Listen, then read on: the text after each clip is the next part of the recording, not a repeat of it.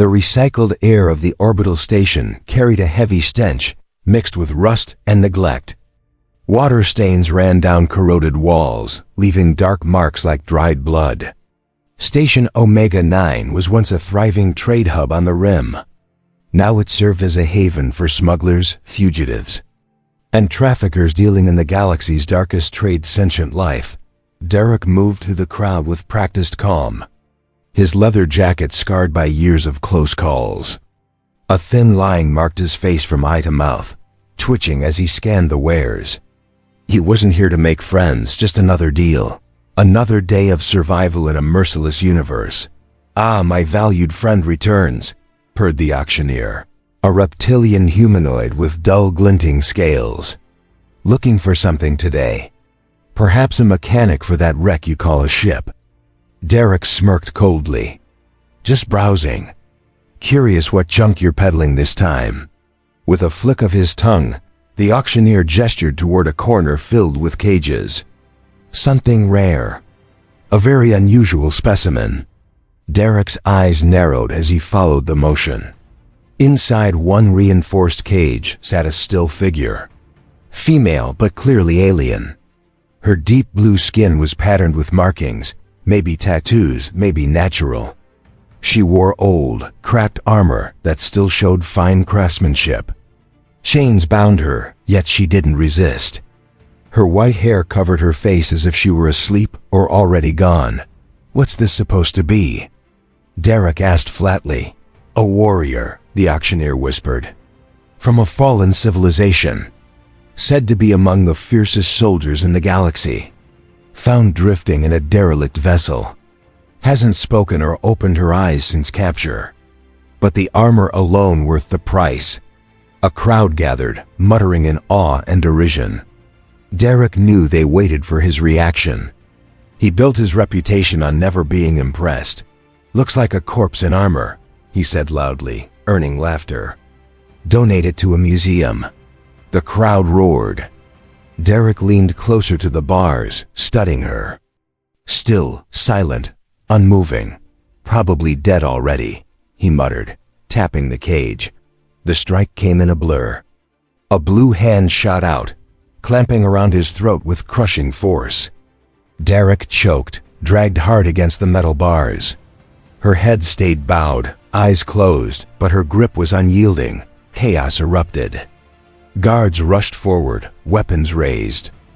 Derek clawed at her grip, lungs burning. The auctioneer shrieked, "Release him! Terminate the asset!" Through fading vision, Derek saw a rifle aimed. Instinct or madness made him gasp. "Wait! Don't shoot!" Her grip loosened just enough for air. He sagged, rasping, "I'll take her." The auctioneer's eyes widened. "You'll what?" "I said I'll buy her."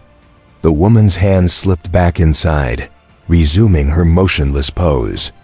The crowd fell silent. "You're insane," hissed the auctioneer. "She's defective, dangerous." Derek forced confidence into his bruised voice. "If she's this dangerous asleep, better with me than against me. Besides, I like dangerous company." The reptilian's tail twitched. "Your credit's your problem. All sales final, aren't they?" Derek replied, pressing his chip. An hour later, the cage was loaded onto his ship, the Scavenger's Dream, PX-4. His droid watched uneasily. "Sir, this exceeds acceptable danger by 87.3%, it warned. Derek rubbed his throat. "Let's call it curiosity. I want to see if she wakes up." "That is not a logical investment," PX-4 said flatly. "That's why I'm the captain." "Not you," Derek answered, sealing the bay. Days passed. Derek reinforced the cage, though he doubted it would matter. He left food and water. She never moved, but the rations disappeared when he wasn't there. He talked to her anyway, filling the silence. On the 5th day, he shared a drink by the cage. "Anniversary today," he muttered. 7 years since the Cartesian job. "My best score, my worst regret." He told her of Lena, his partner brilliant, lost to a botched escape. He raised a toast to the ghost. When he returned the next day, the untouched whiskey was gone. By the seventh day, she was still silent, but her presence eased the emptiness of space. Then alarms blared. PX-4 reported 2 Hunter-class ships approaching fast. They struck, crippling propulsion. A transmission crackled through. "This is Captain Marr of the Reclamation Corps. You possess stolen property. Surrender." Derek cursed. Tried evasive maneuvers, but damage forced him to land on a barren moon. "Ground forces incoming." "PX-4, said. Derek grabbed his blaster. Muttering, not handing her over. He ran to the cargo bay, only to find the cage empty. The lock still sealed. A voice behind him. He turned.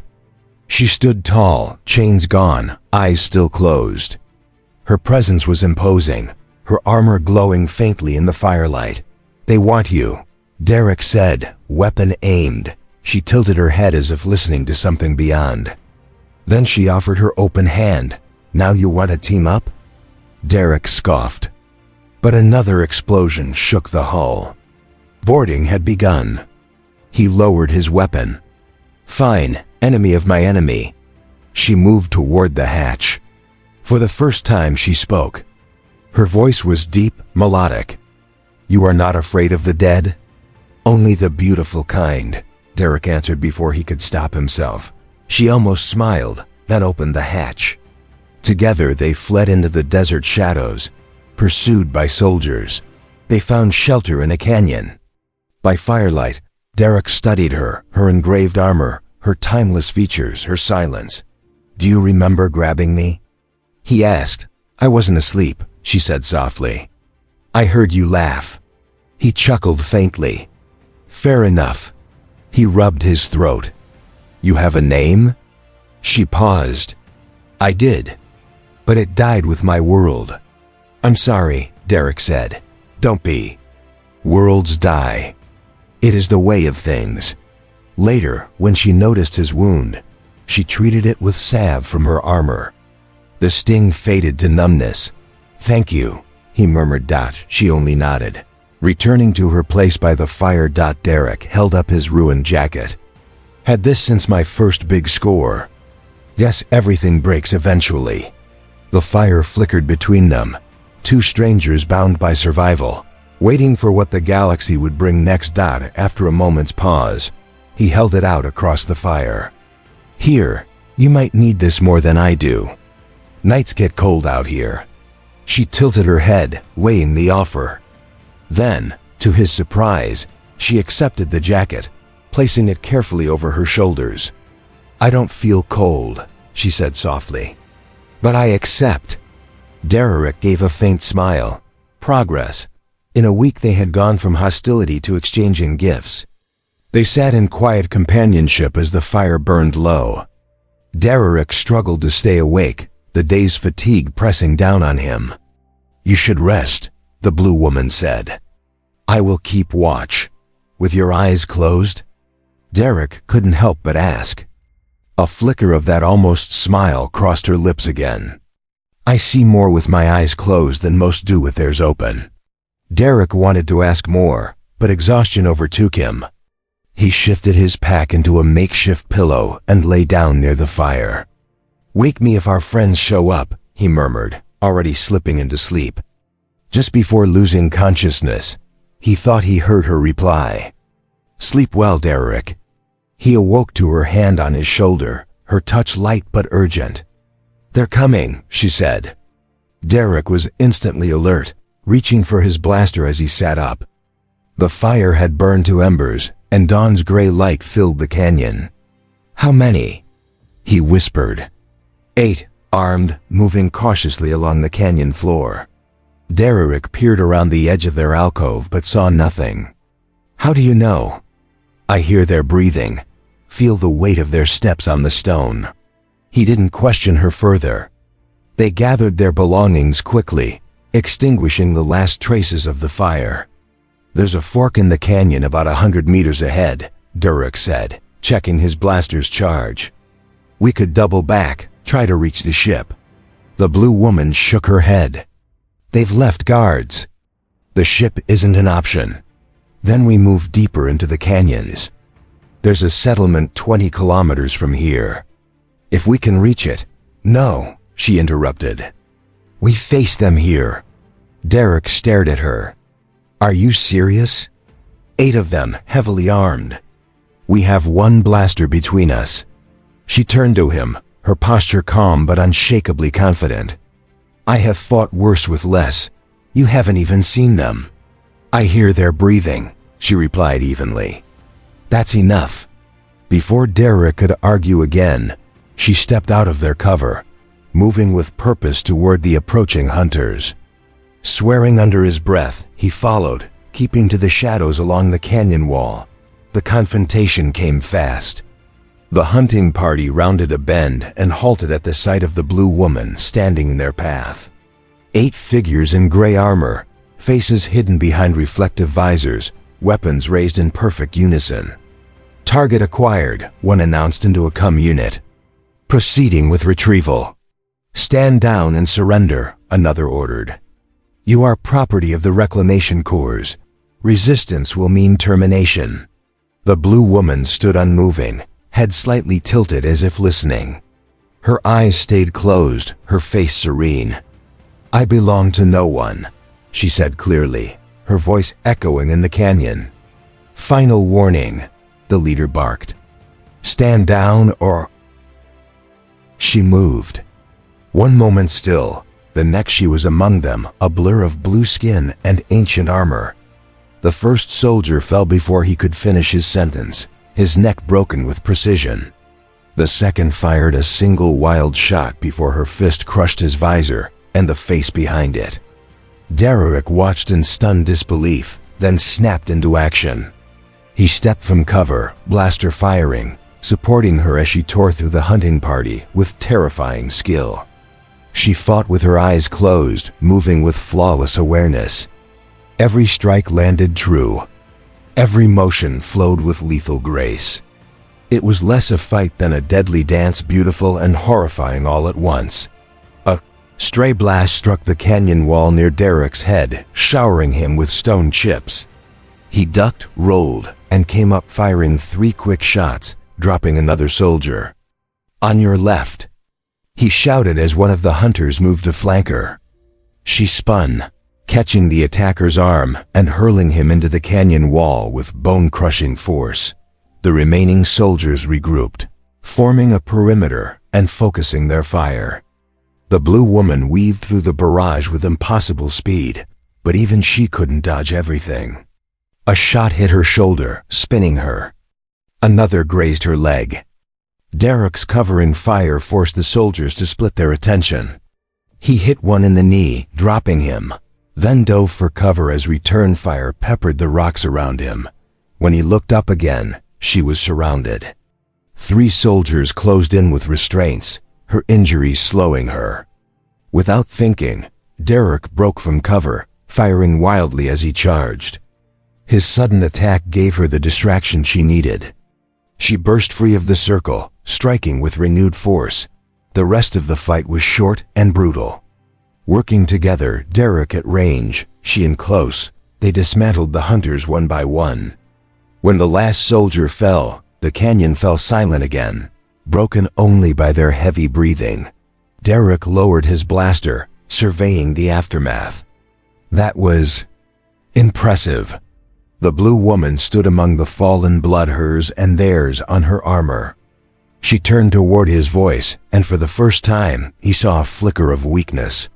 She took a step toward him, then stumbled as her injuries caught up with her.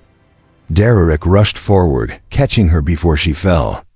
She was heavier than she looked, dense with muscle under the armor. Easy, he said. Let's get you to safety. He guided her back to their alcove, easing her down against the stone. In the morning light, he saw the full extent of her wounds, a deep burn on her shoulder, another on her thigh, and several smaller injuries. Those look bad, he said, pulling out his medical kit. I've endured worse, she replied steadily. Derek cleaned her wounds, applying antiseptic and seal patches. She stayed still, her breathing controlled, never flinching. "You fight well," she said at last. "For one who relies on sight." Derek gave a short laugh. "I get by. More of a runner than a fighter, usually. Yet you did not run today." He paused, realizing she was right. "No, I guess I didn't." When he had done all he could, Derek sat back, studying her face. Even wounded, even with her eyes closed, she radiated contained power that was both intimidating and compelling. "Why did you help me back there?" he asked. "You could have left me." Escaped while they were distracted. She was silent for a long time. "You spoke to me," she said finally. "On your ship. You shared your stories. Your regrets. You were listening?" he asked, surprised. "I thought you were somewhere else." "I am always listening. It is how I see." Derek leaned against the stone beside her. "The Reclamation Corps, they really want you back. They believe I'm valuable. A relic of a forgotten age. Are you?" She turned her face toward him. "What do you think?" He considered. "I think you're dangerous. Probably the most dangerous being I've ever met." He hesitated. "But I also think you're more than a weapon." Something in her posture softened almost imperceptibly. "You said you wanted to die," Derek said quietly. "At the auction.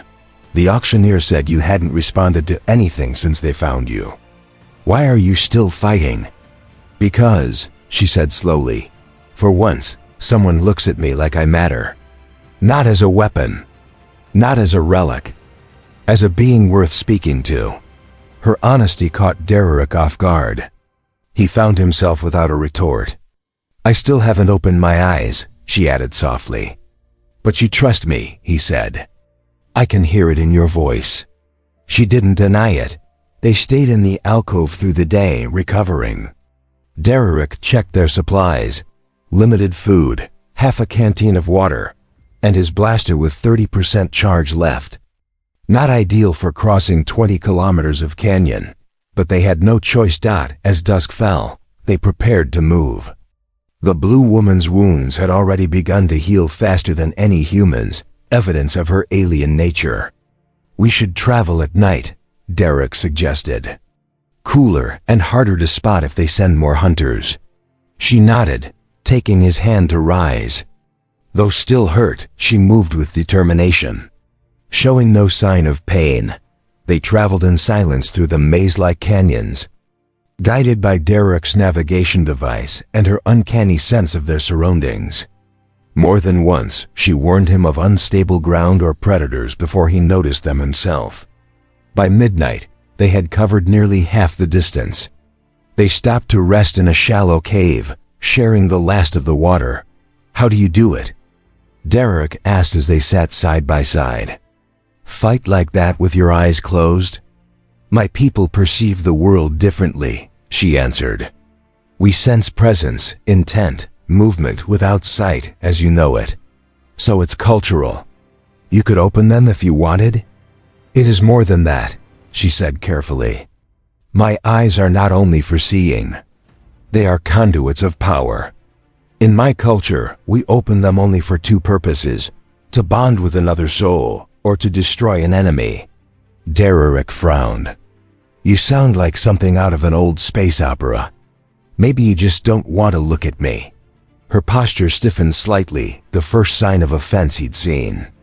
Without warning, she reached out, pressing her palm to his temple. A surge of energy shot through him.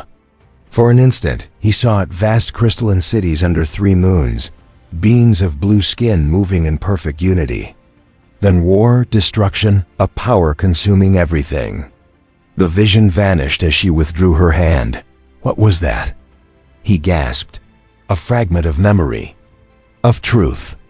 Her voice was soft but firm. "Do you still think I speak of fairy tales?" Derek stared at her, shaken. "These people chasing us, they don't know about your eyes, do they?" "No, they think I'm a preserved specimen. A curiosity.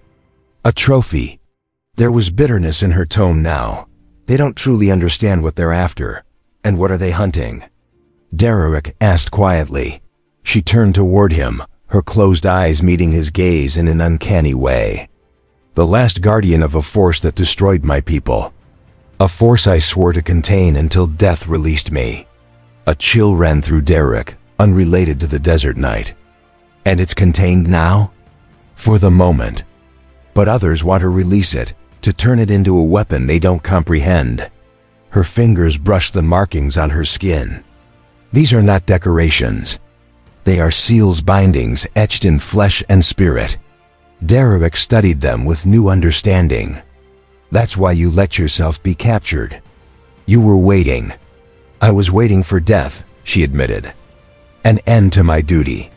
I am the last of my kind. For millennia, I've wandered to keep the power dormant. I am weary. Her honesty stirred something in him. But you're still fighting. Yes, she answered softly. I still fight. Before dawn, they resumed their journey. When sunlight touched the canyon walls, they spotted their goal, a relay station perched high above. Its dishes angled to the sky. Not a settlement, Derek explained. But there should be an emergency transmitter. We can call for extraction. They climbed the steep path, wary of pursuit. The station looked abandoned, its exterior worn by years of harsh weather. Derek bypassed the lock and they entered. The inside held little more than workstations, basic quarters, and the communications array. Give me a few minutes, he said, sitting at the console. I'll power up and send a secure signal. The blue woman stood watch near the entrance, alert despite her wounds. Who will answer? She asked, an old ally. They owe me. No questions, no delays. A ship here in 6 hours. She gave a single nod, then said quietly, you should go. I'll stay. Derek froze. What? The Reclamation Corps will not stop hunting me. They believe I'm too valuable. Her tone grew colder. I could shut down your neural pathways. Make it painless. You'd never know they were coming. He stared at her. After everything, you'd kill me? Not kill. Spare, she corrected gently. Or erase your memory of me. Give you back your life. The choice is yours. Derek rose and approached slowly. Is that what you think I want? To forget? To run? It would be safer. I don't leave people behind anymore. Not friends. The word lingered between them. She tilted her head. Is that what we are? Friends? I don't know, Derek admitted. But I won't abandon you. She stepped closer and touched his face, fingers tracing his scar with unexpected tenderness. If I open my eyes, she whispered, you'll see something destructive, something binding. Are you ready for that? Derek placed his hand over hers. Show me. I won't run. The fragile moment shattered as alarms blared. Proximity alert, he muttered, checking the feed. They found us. 3 assault ships. At least 30 soldiers. The transmission is out, he added, but help won't come for hours. We'll have to hold them. I will meet them outside, she said firmly. That's suicide. Perhaps. But the chase ends now. I'm coming with you. No, her voice was final. You've seen me fight. You haven't seen me unleashed. She turned to leave, pausing at the door. If I do not return, know this. You gave me purpose when I had none. For that, I thank you. Then she stepped into the moonlight. Derek cursed and checked the monitors. She stood alone before the incoming troops. A booming voice echoed across the field. This is Commander Vex of the Reclamation Corps. Surrender the artifact or face termination. She remained motionless, head tilted as if listening. Take her, the commander ordered. Non-lethal force only. The soldiers advanced. She waited until they drew close, then struck. This time, there was no restraint. She tore through the first wave with devastating speed. Helmets shattered, bodies bent at impossible angles. She was a storm given form, But more soldiers poured in, and Derek could see her weakening. Blasts struck her side and leg, but she pressed on. "Enough," Vex commanded. "Switch to lethal fire.